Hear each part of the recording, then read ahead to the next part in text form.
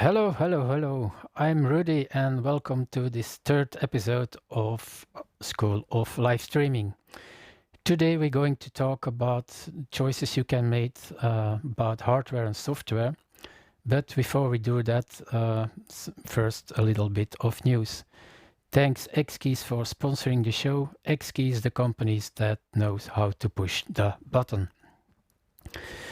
So I think it was today that I saw a very interesting update on the official YouTube blog. And let's see if I can put that into the live. So it was from yesterday, and what YouTube changed is that the live chat they're going to roll out the chat replay to YouTube, so you can even follow the conversation after the live stream is over. What I did today, last week and the week before, I was literally copy the chat, paste them into Notepad, so I could see afterwards if there was something interesting in the chat, and that I could handle that the week after. But from now on, you can have the chat afterwards. I still have to see how it's working out. After today's show, I'll see how you can save the chat or if it still stays active. So that's the first point YouTube has changed. And a very interesting, but one I haven't used so far is that YouTube launched automatic captions already in 2009, but I don't think it was used that much, probably because it wasn't very correct. So we all knew the web captioner program that was launched and was talked about during world shows. But now apparently YouTube has put the chat towards a higher level, and you can put an automatic captioning. So it uses speech recognition. I'm curious how or it's going to work, but it's certainly something I'll try in the next coming weeks.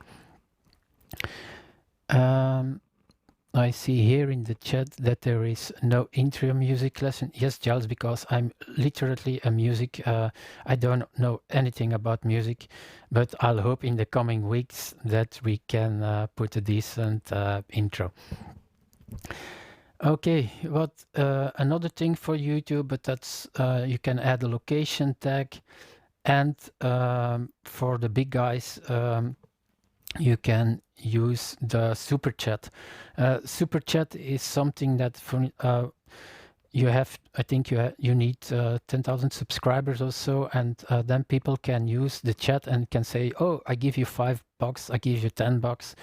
But that's for the big guys. But I'm certainly a lot interested in the chat you can save even after your live is over, and also the automatic captioning. That would be very interesting. Okay, this was the first thing. A little bit feedback from people about last week's show. First, apparently it wasn't that easy to find my show. I changed the title because it was live stream School of Live Streaming, and Dave Edwards said maybe you can let go the live stream and just put School of Live Streaming. That was exactly what I did. The problem is a little bit Facebook, because in Facebook and YouTube they don't like each other that much. So I have to figure out how to solve that. But a tip I can give you, and it's not only a tip to find a YouTube channel, but also if you do a search on Google. If you just type in Google School of Live Streaming, Google is going to search on School of Live and Streaming, on those 4 words. If you want to search for a specific phrase, for instance, School of Live Streaming, just put everything between brackets, and then it's going to search, in my case, for School of Live Streaming.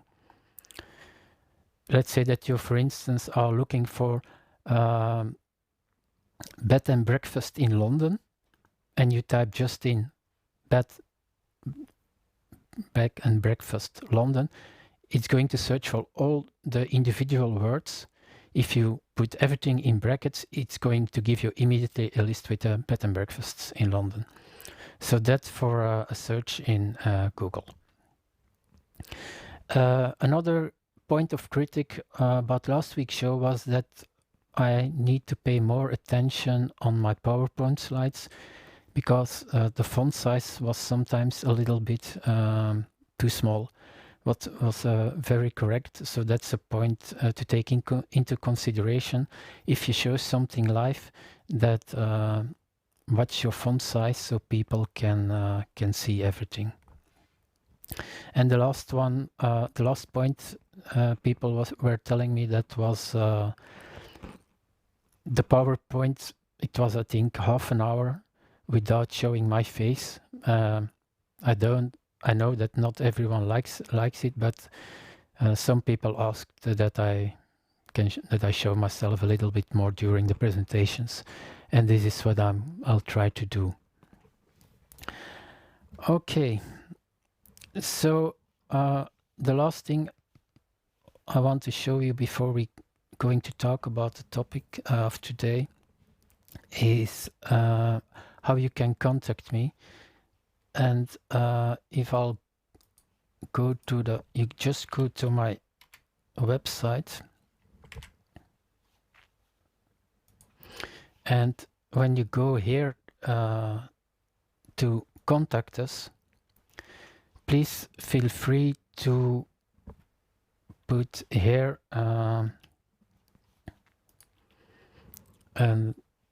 your questions. If you want to discuss a specific topic, you can suggest a topic over here. And if you know somebody who wants to speak about a topic on my show, or maybe it's yourself, you can click here. For finding where I'm all about, here it's Let's Get Social. You find Facebook, you find my Twitter account, and you find YouTube. For Facebook, maybe it's interesting. This is the official page, and when you go to that, that's where all the official announcements are being made when we go live, if there is something interesting. If you want access to the PowerPoint slides, then you have to go to facebook.com/groups/School of Livestreaming, and after every show I put a link to the PowerPoint slides over there, so you can download them and have a watch over there.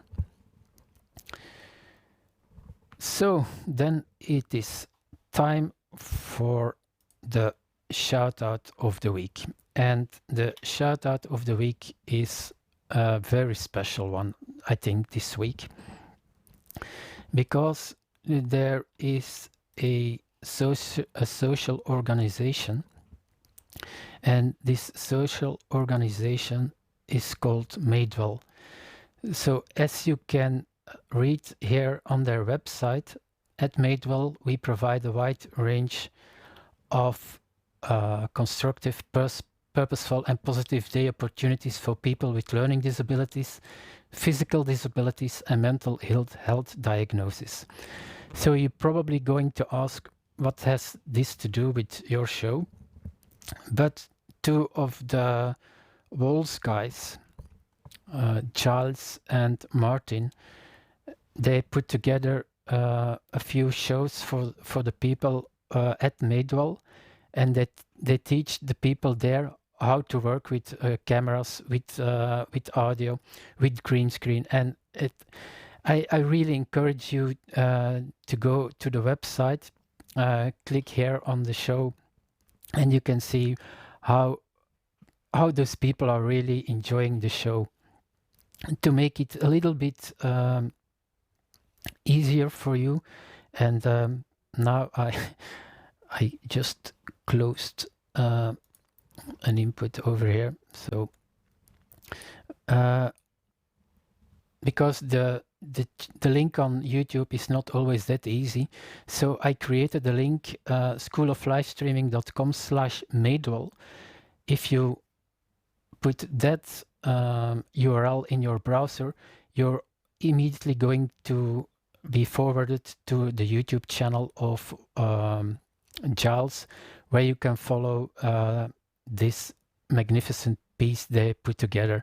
So Giles and Martin, a very thumbs up for you, because after some other people in our group, you are the next two guys who are giving something back to our community, and that's what we really like about. So I really enjoyed the show, and I hope that other people are also going to have a small peek to the Madewell video. So, and then it's finally time for our main topic of today, and that is how to choose your hardware and software. A warning in front, it's not going to be too technical and too deep. It's just like last week, I want to give an overview what's at the market today, and it's up to you to make a choice. I'm going to say what's my choice at the moment and why I made that choice, but I want to be as open as possible. So if I press now my spacebar, normally it has to launch PowerPoint, and then with my button right, I can go to the first slide.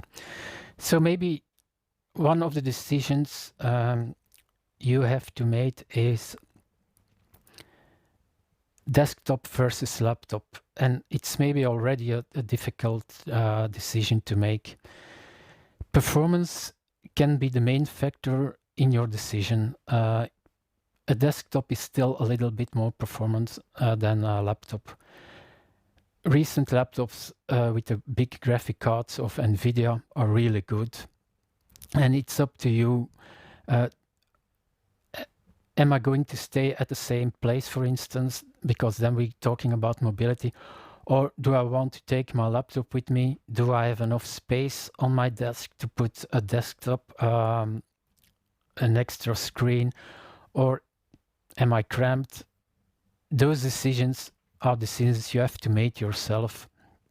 There's a lot of information you can find on the internet. I'm also going to put some links on the website. But it's all about what do you want to do with your equipment. Also, what's a big point of taking into consideration is, am I going to use one camera or more cameras? Because with a desktop, there are more possibilities with cards. You can put an internal card in with 4 or maybe more connections, and you can connect 4 or 8 cameras to your desktop. With a laptop, it can be done, but it's more difficult, I think. And I'll see here if there's already something into the chat. No, not at the moment. So this is, yeah, I chose a laptop, and I'm going to buy a second laptop now because I just like the form factor. It's a little bit more expensive than a desktop, but for me the form factor was my decisive choice.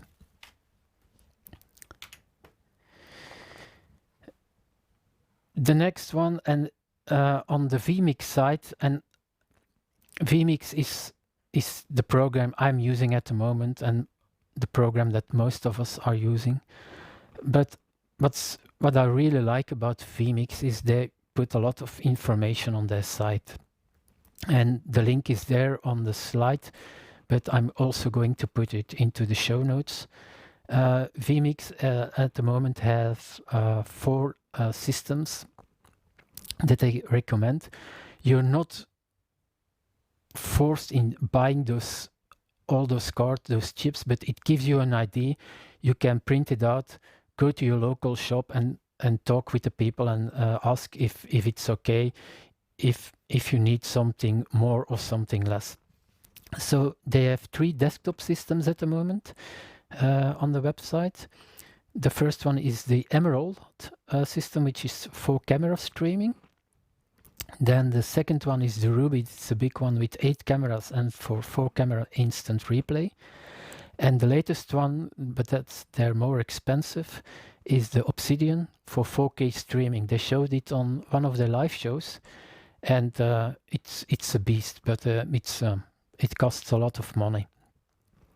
And the last one, which is very interesting for those who are using laptops, is the Sapphire system, and that's a 4-camera laptop with an external enclosure to bring in 4 cameras.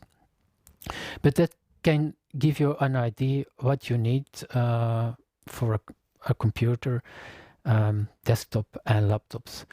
I looked up other manufacturers, and there was not that much information to find suggestions about which desktop or laptop you need. Okay, let's go to the next slide, and that's the software. So let's say you have made a choice for a laptop. Now you have to decide which software you want to use. Here again, a lot of choices.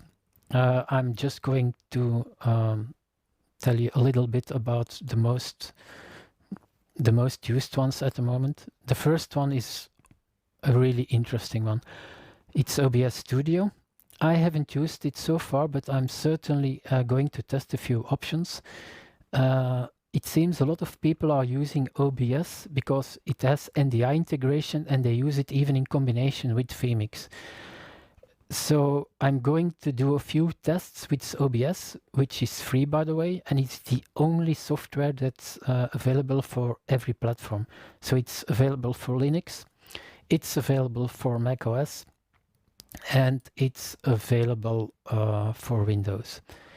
If you want to know more about OBS Studio, and again, all the links are going to be in the description, it's at obsproject.com. I don't know if there is anyone in the chat who is using OBS or has used OBS so far. That could be maybe interesting to see how the people have used it so far. That's the first one, OBS. And Elmar is saying here in the chat that the NDI option is only with a plugin. So thanks for that, Elmar.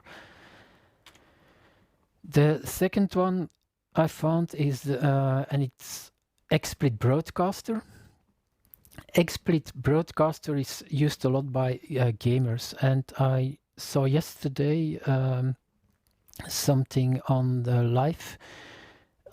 It's OBS. Apparently OBS and XSPLIT is used a lot in the United States, but not that much in Europe. People were asking why that was the case, and I don't have a definitive answer.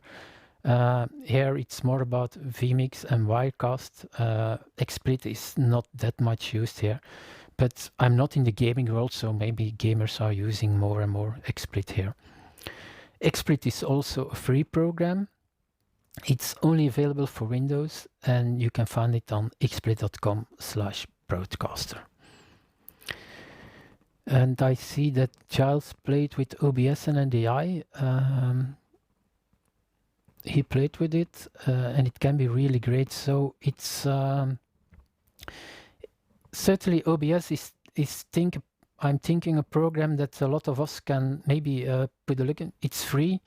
Test it on your computer, and maybe in combination with vMix, it can be a very good combination. Hi Dan, not a problem that Dan is giving pints all around, so that's interesting. If you're thirsty, Dan is giving pints all around. The next one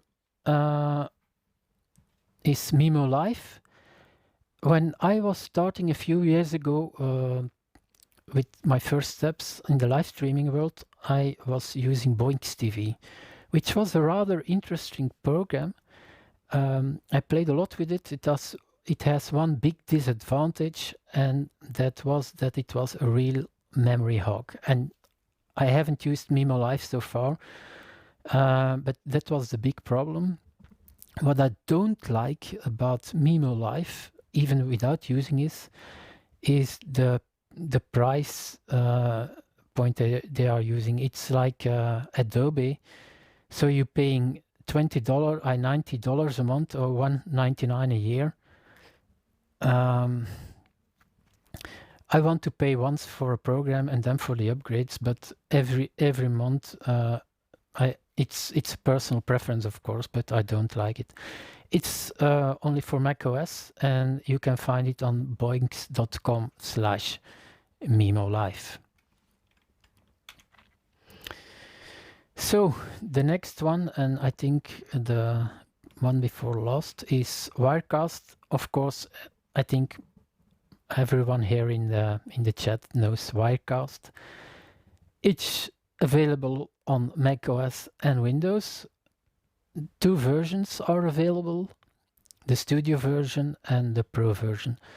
Studio version $6.95, the Pro version $9.95. I used it a lot, Wirecast, and before I started using vMix, it was going to be my main choice. Why? Because I'm a Mac user, and it was available on Mac. It's a really good program. I know there are some discussions, but I think you can also have a test version. Try it out and see if it fits your workflow. But I think together with vMix, it's the most used software program so far. And the last one of the software choices, not it has a special mean because I'm putting it last, and that's of course vMix. You have the free version of vMix. You have the basic version that costs $60. You have the SD version, which costs $150. There's the HD version of $350, the 4K version of $700, and there is the Pro version of $1,200. There's a little bit for everyone. It's limited by the number of inputs, and if you need instant replay or 4K, the only disadvantage, if it's a disadvantage, is that vMix is only available for Windows. And maybe it's not huge for the PC users, but for Mac users, maybe that's still the reason that a lot of Mac users are using Wirecast. But I can fully understand the people of vMix why they're only using Windows at the moment. It has to do with the graphics, the graphic cards. That's very necessary for live streaming. vMix is using a lot NVIDIA cards, and they're taking away all the stress of your CPU. And unfortunately, on Mac, the graphics cards are, they're not up to par with what's available on the Windows world at the moment. So that's why I think the choice for me at the moment, if you want to do it really professional, is, I think, between Wirecast and vMix, and without forgetting OBS Studio. It's free. You can do a lot with OBS Studio. I'm using vMix. Main reason is last year I won the professional version of vMix, and I had the version, so I bought a PC. I bought my first PC ever, and so far I'm very happy with the program. The user base of vMix is very interesting. People are helping each other, so that's my choice at the moment. But try all the software packages out and make the decision yourself. So we talked a little bit about hardware. We talked a little bit about software, and the next couple of slides are going to be towards the, let's call them integration systems. So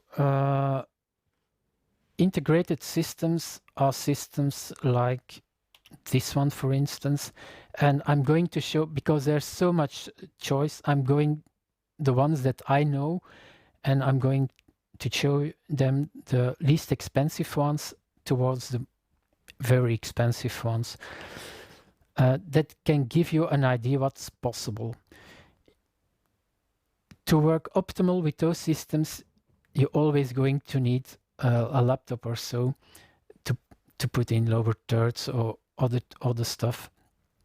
But it's very interesting to use in combination with a regular laptop, because those systems are taking out the stress of your inputs and your CPU. Those are the hardware parts. And the first one is the ROLAND V1 HD. Let's say that it's about $1,000 or euro. And it's one that I'm using a lot at the company. It does what it does. It switches without any problems. You can put even a green screen or lower thirds, but we use it just for switching. It's very interesting. It has 4 HDMI inputs with frame buffers, and it has decent audio in. If you use that in combination with a laptop, I think for me it's one of the most interesting pieces of equipment at this moment. So this is the first one, the ROLAND HD. The second one is from BLACKMAGIC, the BLACKMAGIC Design ATEM Television Studio HD, also around $1,000. It has 8 channels, and it's a successor to my first one, the ATEM Television Studio.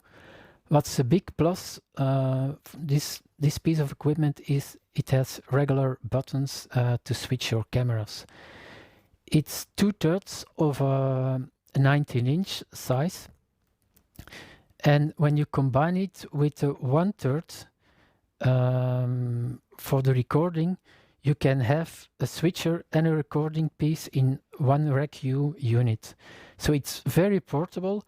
I've seen a lot of people using this combination, and they brought on some updates recently, and I really think it's a very interesting piece of equipment if you want to start and don't want to give out too much money.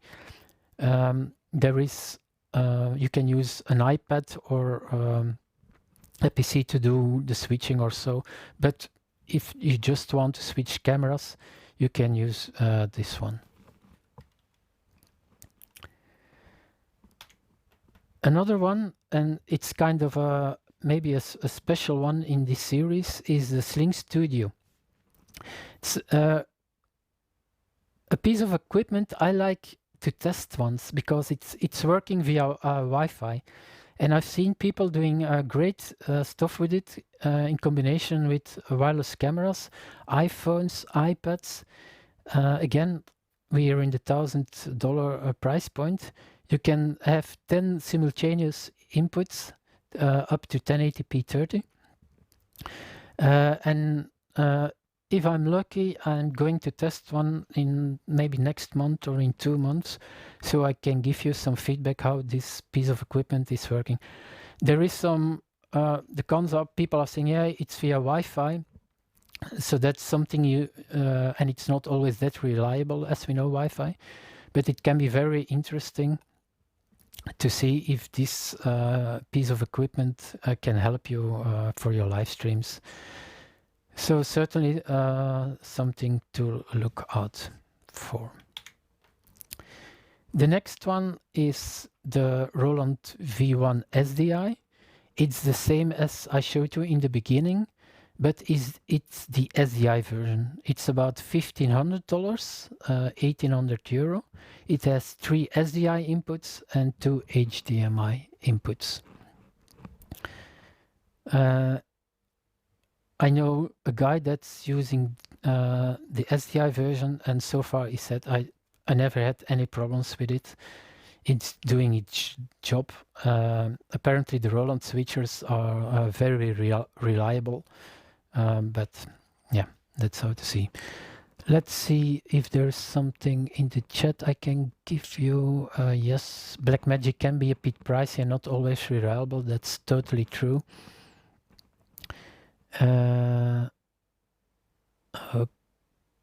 Okay, Elmar is seeing that there are no scalers for... Okay, that's so far. Okay, let's go a little bit further with a more expensive piece of equipment. And another one that's being used a lot at the moment is, again, the BLACKMAGIC Design ATEM Production Studio 4K. More and more people are using 4K also cameras. I wasn't convinced that it was going to happen that quickly, but also if you're going a step higher, more and more camera manufacturers are bringing out affordable, between brackets, 4K cameras. So if you want to use them to the most, you need a 4K switcher, and this is probably the least expensive one. It's about $1,700, has 4 SIG-G SDI and 4 HDMI inputs. But again, BLACKMAGIC, and sometimes the software is not up to par. Martin Steed says here in the chat that he has an old switcher, the V40, 4 HDMI inputs. So you can see there's so much equipment that you can buy. Start with your laptop and software, or start with something like this. It's totally up to you. Next one in the series, and I saw this one at NAB from BLACKMAGIC, is the TeleStream Pro. It's about $22.95. It's an 8-channel. And why I'm showing you, because this is what people are calling a traditional, more or less a traditional switcher with buttons and knobs, a T-bar. There is a ball to do some stuff. I've seen it working. It's a nice piece of equipment, but you're seeing we already at more than about the $2,000 price point. But if you don't need a very big piece of equipment with a lot of possibilities, this is one that has all. But if you can, test them out before buying it, because that's always, but that's for every piece of equipment that can be interesting. And the price goes up. The Roland V60, I've played with this one for at work. This one is really nice, but yeah, it's already the $3,000 price point. It's an 8 input multi-format channel, 6 inputs. But this is, if I had the money, this would probably the piece of equipment I would buy in combination with an vMix. And we're almost at the end, and now the price point is really going up. People are doing it more professional than most of us. Some of them are buying the TeleStream Wirecast gear 110. That's $44.95 and almost 6,000 euro. It has only 4 HDMI inputs, but this is because you see it's the Wirecast gear. It's a computer with Wirecast, and it's optimized for Wirecast. vMix had a few of those things. They stopped with it. A company took over, and they are still making it. But I think if you want to go that route, you can put together yourself a PC, combine it with Wirecast or vMix. But if you're not the handy guy and you doesn't want to take any risks, and you have the money, you can buy gear like this. Take it with you, off you go. And the one I almost bought, and I'm happy I didn't buy it, and I'm going to tell you why, is the TRICASTER Mini. $6,000. It's so portable, and I really like the form factor. If I could find a PC with the possibilities for, let's say, half the price, I would be more than happy. But I really think it's way too overpriced for what it does. It is a TRICASTER, of course, and you can do a lot with it, but if you want to use it decently, you need an extra hardware part to do the switching. You can use your computer, but I think it's the best form factor that there is at the moment. You can put it in a backpack. You take a keyboard, a mouse, off you go. I almost went to London to buy one, but fortunately for my wallet, I said no. For the use that I'm going to do it, it's not worth the money. But I really think it's a very interesting piece of equipment. Yeah, and Giles is also saying, I almost bought the TRICASTER Mini, but glad I found vMix first. Again, it's up to you to decide how much money you want to spend. I'm only giving you all the options, and there are still plenty more options. But I'm going to test, and a company has asked me to test it for them, and I'm going to give it a go. But I'm certainly going to stick with my laptop and vMix for the moment.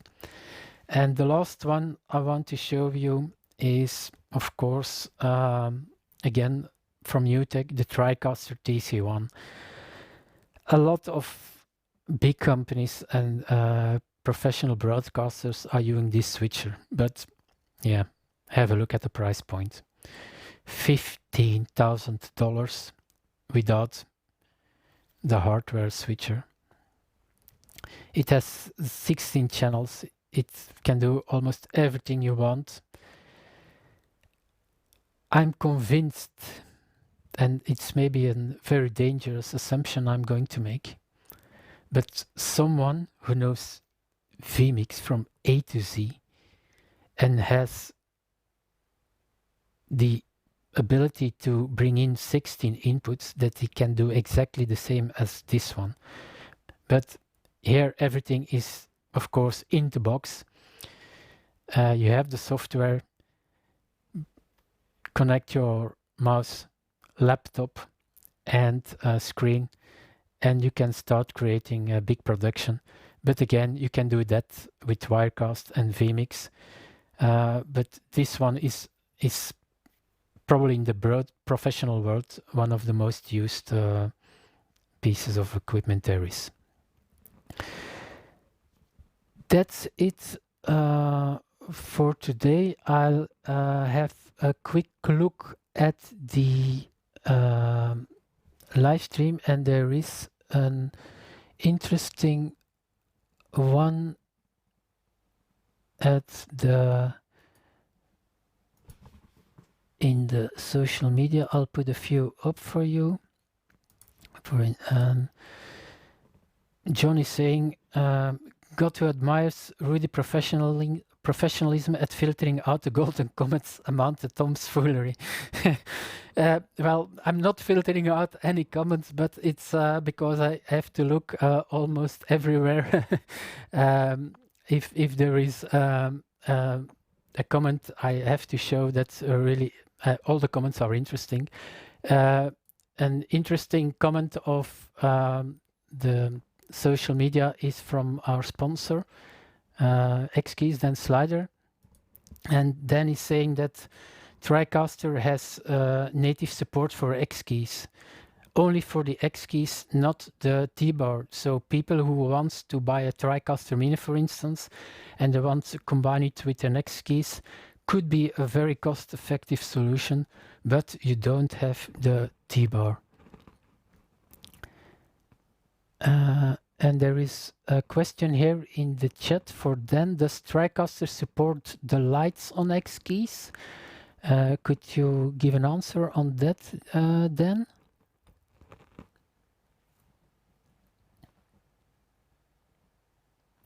So while Dan is maybe giving an answer, I'll see if there are other stuff here.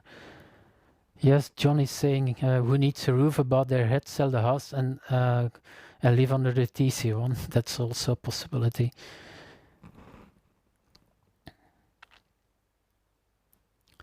Okay, Martin is need in for a second mortgage if he wants to buy the professional stuff. Elmar is up to with the bitcoins, and so if it goes on with bitcoins and GPU prices, a TRICASTER will be cheap compared to a performance vMix PC. Yeah, that's an interesting point what Elmar is touching here. I spoke with a few manufacturers and they told me, and it's their word, that it's very hard at the moment to find GPX 1060s, 1070s and 1080s because they are bought by those Bitcoin miners, or how do you call them? And it's very hard for live stream manufacturers to test their equipment. You can order some graphic cards, but not by the tens of them because they're reserved for the Bitcoiners. And then is responding here to the previous question that, as far as I know, vMix is the only software supporting our key slats individually. So that's interesting thing to know. So I want to thank everyone who has attended this show. I hope it was not too long. I know I can go a lot deeper into those choices, but again, as the previous week, I just want to give you as much information as possible, and I'm letting you to decide which road you're going to. Next week is probably going to be about, and I'm not sure because I'm not an expert, and I think I'm going to ask someone to help me out with that. It's okay, I want to live stream now. How much bandwidth do I need? What do I need to look after? Giles is, for instance, using 4G a lot with his live stream. What are the pros and cons for 4G, Wi-Fi? I think I'm going to do a lot of homework for next week and trying you to explain that as easy as possible. And if everything goes as normal, then from 2 weeks on, or maybe in 3 weeks, we're going to start everything we touched in the 4 first or 5 first shows, and we start with vMix, and then we're going to build up the show with bringing in cameras, bringing in audio.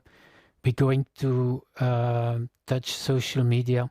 We're going to touch how to work with the X keys, and that's going to be then the rest of the coming shows. vMix as a platform, not because I'm thinking that vMix is the best or whatever, it's just because that's the software that I'm using at the moment. If there is an interest in OBS, I'll try to do my best answering that, or trying to look up the questions for you. But as said earlier, if you have any questions about what's being said in this show or previous show, please don't hesitate to ask them, and I'll do my best to answer them as soon as possible. So if you haven't subscribed, please subscribe bottom right. That can give you that can help me. If you want to be notified, click on the bell. I'll stay a little bit into the chat room, and otherwise, see you next week. Thanks again for watching. Bye bye.